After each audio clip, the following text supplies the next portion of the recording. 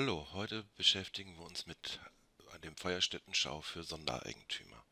Sondereigentümer in unserem Fall ist die Frau Frieda Lammert. Wir gehen in die Wohnungsverwaltung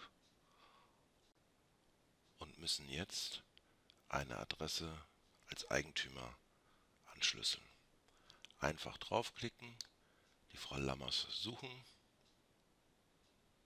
und dann dieses der Liegenschaft bzw. der Wohnung zusortieren. Wenn man jetzt in die Hausakte geht und einen neuen Feuerstättenbescheid anwählt, bekommt man zwei Feuerstättenbescheide vorgeschlagen.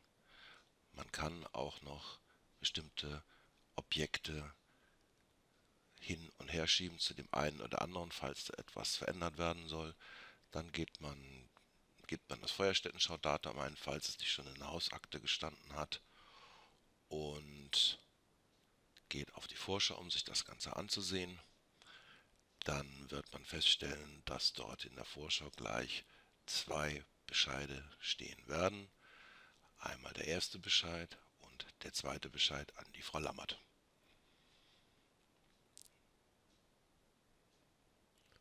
Drucken bzw. schließen und dann Feuerstättenbescheid speichern, hinten im Berichtsteil sowie Dokumente.